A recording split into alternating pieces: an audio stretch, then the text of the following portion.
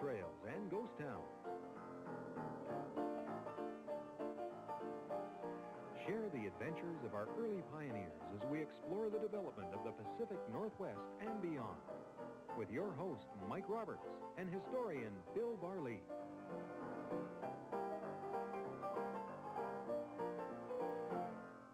Welcome to Gold Trails and Ghost Towns, and Bill Barley's, of course, with us. That last little piece of video that we saw there that had the ore cars sort of streaming out, that's the kind of country we're talking about. And sad to say, the mine we're going to talk about today was going to celebrate its anniversary within this decade.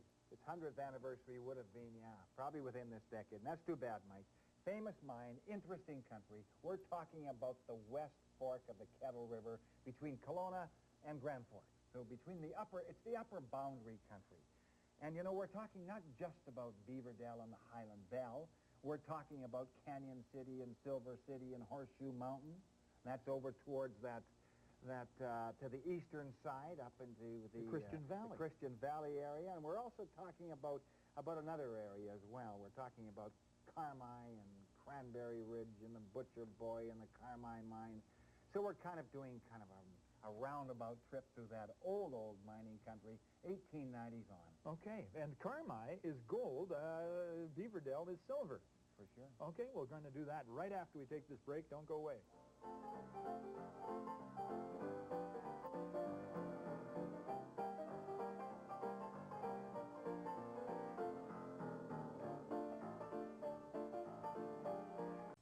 Welcome back to Gold Trails and Ghost Towns, heading into the Beaverdell Carmi country today. But before we do that, it strikes me that, didn't we talk about gold at Rock Creek back in the 1860s?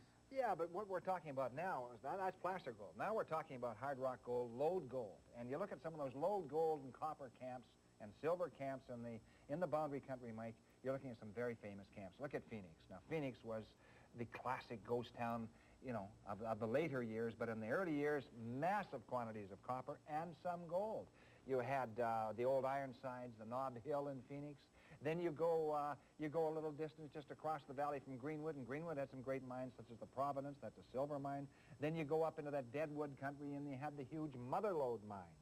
Then you go up in that Camp McKinney country, which is up above Rock Creek, and you had the Caribou Amelia. So you have all sorts of camps scattered through this country, mostly started in the late 1880s, the early 1890s. And the best place to find more gold is next to where you're already finding gold, sure, right? You don't go out too far. So whether you're looking for gold or whether you're looking for silver or whatever you're looking for, you gravitate out, and you gravitate out slowly. Now, they obviously had rivers to follow up. There was the east branch of the Kettle River. No, that was the main Kettle, and then the west branch of the Kettle. Okay. So, and a lot of guys, the main Kettle and then the west branch of the Kettle are fairly easy to follow, and they did follow up, and they found two locations, one on Cranberry Ridge, or near Cranberry Ridge, which they thought was going to be a world beater, and they established a little town called Carmi. There's still a building with the sign Carmi on it right next to the Highway 33 that goes right past there. Several old buildings there, including the old Carmi Hotel, and the old place where the bridge used to go across. I went across there, Mike, when I was a kid of about 10 or 11 years old. That's a few years ago. How much gold did that produce? Actually, they had two major claims, the Butcher and the Carmi mine. And the Carmi mine was a good producer, but it was kind of an intermittent producer. You really couldn't count on it. So for a while it produced well, and then it would slip back, and then somebody go in and take a whack at it again. And it really did not come into its own. People felt that the Carmi mine was going to be a great mine. It was not a great mine. So Carmi really didn't last. Now, the next area we should look at, I think briefly at least, and it deserves a look, is that Horseshoe Mountain area. And most people don't know about the Horseshoe Mountain area. This is right. I didn't know about it until you showed me this map right here. Yeah, this is a marvelous map. This is a wonderful map, and it takes just a minute to kind of locate yourself. Yeah. And I think we can do that. Hold that corner for me, will you? And it starts, this is the big map, and it shows that we've got the main Kettle and the West Kettle, and Beaverdell would be right about here. So just into the Christian Valley and slightly north. Yeah. And that's the Horseshoe Mountain area. That's a little bit east and south of what's Big White Mountain today. Yes, it would be. That's right. Now, what's fascinating to you about this neck of the Well, I think, first of all, this was an interesting area. Staked in the 1890s, the late 1890s, and some of the showings here are really quite spectacular. Some of the assayers who went in and took samples off the dumps got 2 ounces of gold to the ton, Mike. Now, that was just a grab sample off the dump. So that's amazing. But Horseshoe Mountain and Silver City and Canyon City never get off the mark, because I think the same old boundary bugaboo comes in there again. This ore does not go to depth. Now, they built cabins all through this country. They put down a lot of shafts, but evidently it did not go to depth. And when you take a look at this map, this man, Albert Ashcroft is the guy's name who did this, and this is dated Greenwood 1903. Yep. And in it, he's got, for example, you take a look at the silver dollar claim, Sure. a tunnel and shaft, relocation of a spring, Sure. a gold dollar fraction, and in other places, he's got cabins noted, as you've already Sure, right pointed down out. in the corner by Triple Lakes, there are 3 or 4 cabins Stone's down there. cabin, Lacey's cabin. Sure. And so he did his homework. Oh, you bet he did. Now, how would he know this? Would he have traveled over this area and surveyed it He was a himself? public land surveyor, and these were all legally surveyed. So he did this work and made a map of the camp as he went along. So if anybody had any problem, here's where they went to. They went to the original map. This is the original map. Now, these triple lakes, they probably are like the Damfino Lake or some of those lakes today. Yeah, I haven't compared it with the recent map, Mike, so I really can't say. But it's a marvelous map of an area that never really made it in the mining world. You had to pay attention to everything, though. You If you bet were you the did. surveyor, you had to keep track of it. Yeah, you sure did. So Horseshoe Mountain, despite all the work that went into it and all the shafts dug and tunnels built and stuff, didn't pan out. Yeah, but there was a different mountain there. And the different mountain was Wallace Mountain. Now, Wallace Mountain, discovered about the same time, Mike, and it had fractured veins of silver running through it, very extremely high-grade silver. But took a while to get off the ground. And not only Wallace Mountain took a while to get off the ground, a town called Beaverdell, which is a real camp up there, still exists today, took a while to get off the ground, because originally it was called Beaverton and Wrendell. They were 2 separate town sites, Mike. And they couldn't get together and finally said, look, this camp probably will not be big enough to support 2 towns, but it may support 1. So they combined the names and combined the towns, became Beaverdell. So Wrendell and Beaverton became Beaverdell. That's right. And not Beaverdale, the way some people think. So Beaverdell established itself right at the foot of Wallace Mountain. Sure, sure. And what happens then is they start tapping into that vast hoard of silver on Wallace Mountain, and they have a number of mines that make an impact right off the bat. The Sally mine is very important, and the Beaver is important, and the Bell is important, and the Highland Lass, and probably the Wellington. So I would say that those 5 of the early claims are important. Now, there are other claims that become important as time goes on, but they start getting some significant quantities of good high-grade silver out of that, and the camp starts to burgeon. Now, So- I've seen some drill core samples of some of the ore there, and you actually get wires of nearly pure silver in the rock. I had about 1,000 ounces, Mike, out of that area of crushed, that had gone through the ball mill and had been crushed down and concentrated, and that was 96.2% pure silver. So, you know, there wasn't much zinc and lead in that mine. This was a silver mine, and a beautiful silver mine. So that when you got a pound of concentrate there, 96% of that was pure silver. Now, this is a bag for concentrate ore. From the boundary country. And so it'll hold, it looks like it would hold about 25 gallons of water or something. It's pretty hefty. Probably hold about 80 to 100 pounds of ore. And so you'd fill it up with the ore at the mill, and is it, what? Seal it. Seal it, Oh, you sew bet. on top? Yeah. You're looking at pure, in that area, you're looking at almost pure silver. And they would send the ore, this concentrate, fire it off to where to get it smelted? Greenwood? Well, they would probably send that over to Trail, because the Trail smelter was really the smelter to I can smell go money over. in that. Oh, I know yeah. maybe it's just chemist, but it Right. feels like money to me. Yeah, well, what happened, of course, is once these mines start getting underway and some of these really start making some money, and Beaverdell starts to grow a little bit, and you can see a picture of early Beaverdell. This is about 1900. It had never, I mean, we're not talking a lot of population here. What was said of the maximum population I of the would place? think Beaverdell itself probably only, and I'm guessing at this, I'd have to look at a directory to be exact, but probably just over 100. But there would be several hundred men working in Wallace Mountain, some on Cranberry Ridge, and a number in the surrounding area. And they would, they would attract certain individuals. The smugglers would be in there to a degree. The itinerant gamblers, the so-called tin horns, would be in there. You've got, I don't know, if you consider these things, you must consider these things treasures. Here is a very prosaic little box. Yeah. I mean, Looks innocent. Innocent little box, isn't it? But you take the lid off, and lo and behold, it's, I don't know how many different kinds of poker chips. Yeah. Now, and and a room for cards down the middle. So who would carry this little kit? Well, that would be a tin horn gambler would almost certainly carry this, because he's carrying different types of chips. And this evidently came out of the boundary country. So he's carrying different types of chips. And he doesn't want other chips at play. He wants his own chips in play, because he doesn't want other chips. These are all stock chips. Yeah. So he uses unique types, such as those ones you have your fingers on, Mike. These are unique. They would not be a common stock chip. So and if he'd been through town before, some of his chips might be outstanding. Some people didn't cash them in. Sure. Doesn't want wayward. Doesn't want any stray chips coming back into the game at all. Now, this is a wonderful thing. Where did you find this? Well, actually, I bought that sight unseen from a guy. He said, I have a box. That's right. He named a price, and I said, I'll buy it sight unseen. I trusted him, and my judgment was good, and he was very happy because he'd picked it up for a song. Well, and darn tootin'. I mean, there you've got it. Now, I picture this guy, kind of a dandy coming into town with his luggage. Is this it? Sure. I love it. Gosh, Bit of probably a Homburg on, dressed to the T's, stick pin, diamond stick pin, and all the rest. And you'd want to run away immediately, but they didn't. They came down and shelled the money out. Oh, sure they did. And, you know, good camps are built on luck, too.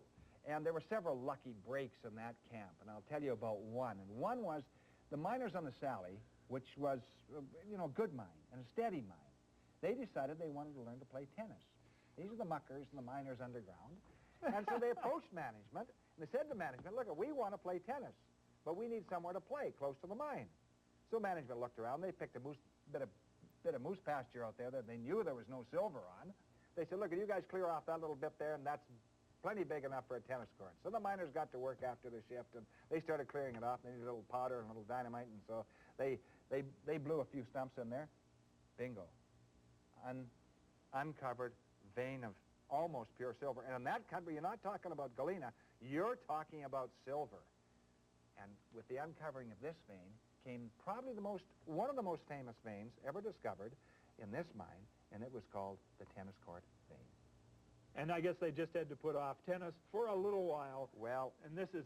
Yeah. Now, that's the kind of mountain this is, because it continued to operate right to 1991, and they kept just walking down some of these little fractures where the silver showed, and they got hundreds of miles of tunnels in that mountain. They did indeed, and I think they probably took several million ounces of pure silver out of the tennis court vein. And what happened, of course, as the years go on, they amalgamated, and the two best mines really amalgamated. This is the Highland Lass and the Bell. And again, they combined the names. So they had the Highland Bell. And paid dividends, 1942, of about $750,000 to a lot of very, very shrewd investors from Penticton and from Kelowna, both in the Okanagan Valley. So it starts to get on its way, but it isn't the end of the story, Mike. Not the end of the story? Not by a long chalk. It's not the end of the story. Take a break. Be back in a second with more on the Beaverdell, Carmi area of southern British Columbia.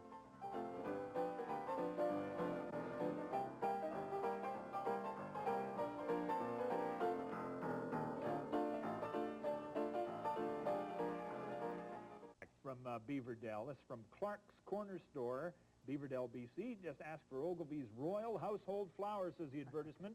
Now, this, of course, would be produced by Ogilvy Oats, and they'd stamp on it, and they'd send it out to Clark's in Beaverdell. Made by Medalta in Alberta. They sent these out to all the mining towns and a lot of the small towns in the interior of British Columbia and all over British Columbia. If they dealt in Ogilvy Oats, they would get some of these to give to their favorite customers. Yeah. Is it much value to one of these now? Mike, they used to be common. When I was a kid, they were all over the place.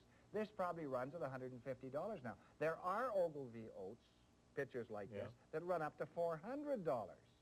So you had little mining towns like Caslow and Sandon and Nelson and Headley and Copper Mountain, and here we have Beaverdell. They're very, very tough to get. Nice. It seems to me that soap companies gave out mixing bowls, too, and stuff like this. Sure they did. Oh, all of that. Sure. Anyway, here we are. This would probably be an item from the 30s. Going back another 15 years or so, the KVR, obviously, Kettle Valley Railway, obviously feels that with the development of mines in this area, they want to get there to take out some of the wealth. There was no doubt about it, that they envisioned that they were going to be carrying a lot of ore. And they, and Beaverdell was a good example. Beaverdell was good. And they passed through other areas, but you know something? Once you got beyond Beaverdell, you got into barren country. The geological structure changed, Mike. So as you go up over the divide and drop down into the Okanagan, Virtually nothing at all. Mile after mile, marvelous scenery. You go over Myra Canyon, you go through all the tunnels, and you go over the trestles. Marvelous, but no ore.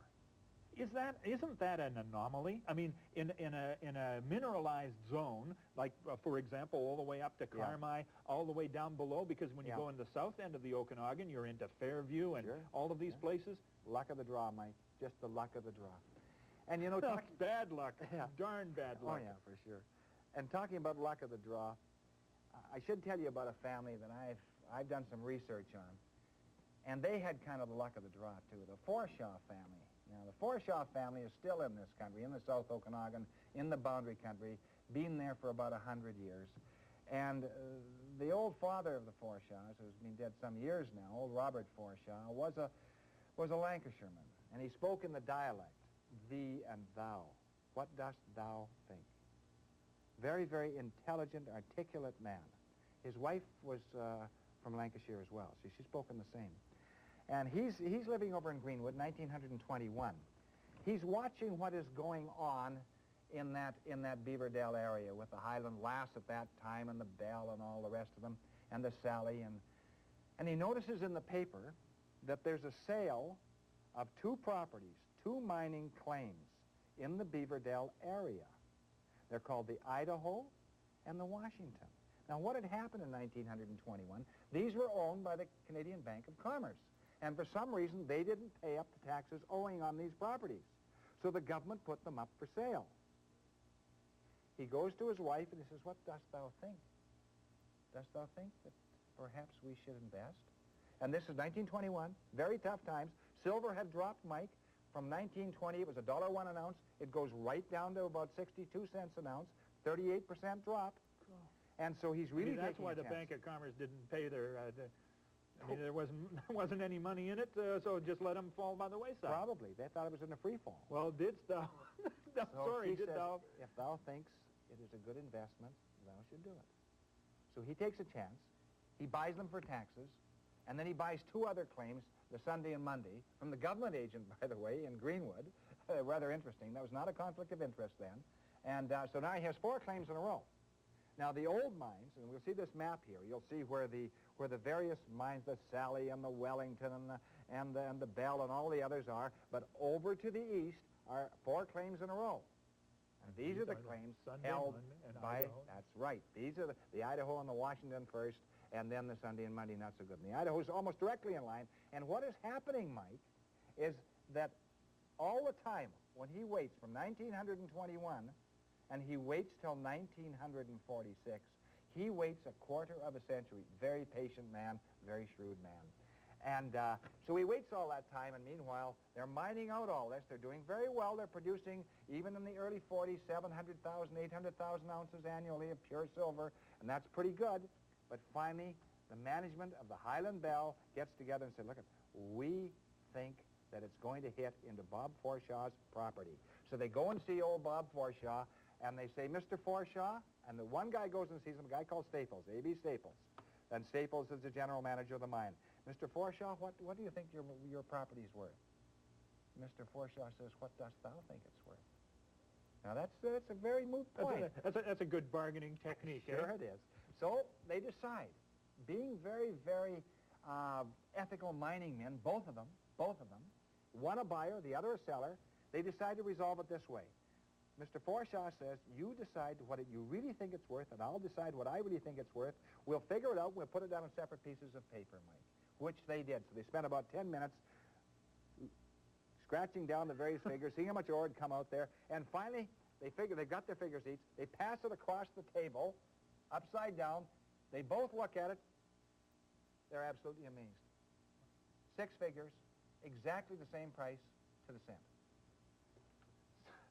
So obviously the buyer who's been sitting there watching astutely for a quarter of a century knows precisely what it's worth, and so does the mining man. Well, sure he does, but I mean, they could have either cheated, but they weren't cheaters. They were honorable men. They were dead honest, honorable men. Silver brought that out in people. Gold caused people to go crazy, but sometimes. Silver was an honorable metal, was it? Well, no, it varies with the miner, unfortunately. So what's the upshot? What happens? Well, the upshot is, of course, is this, that they do go into the Idaho, and they go into the Washington, and of course there's bonanza ore there.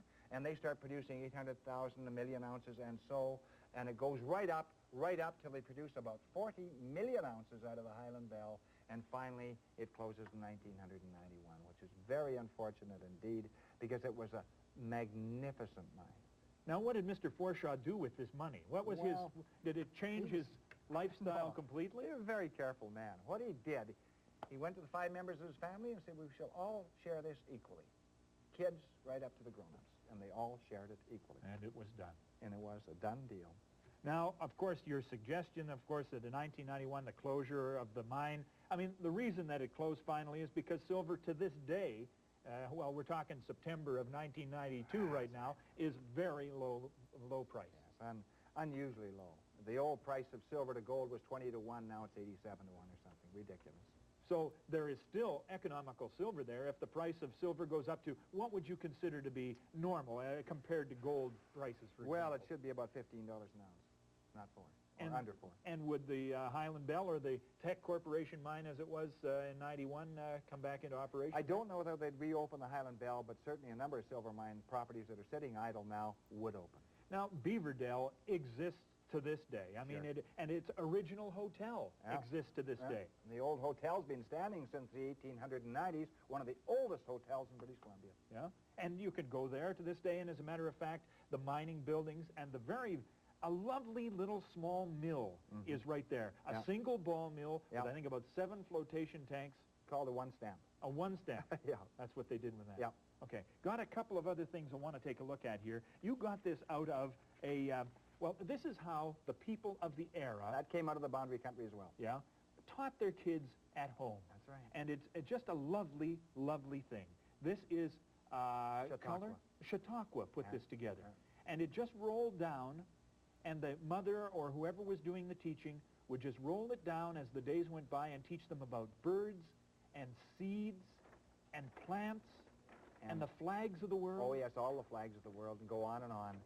And, you know, perspective and third dimension and all the rest of it. It was really quite unique. They didn't have TV, but they had the next best to it, Mike. And look at various ways to read blueprints. Sure. The plane. myriad number of subjects that could be taught on this particular thing. Yeah. Where did you find this? This, to me, I would pore over this. That came out of Grand Forks originally, yeah. And it goes right through to calligraphy and all the other kinds of things you can do.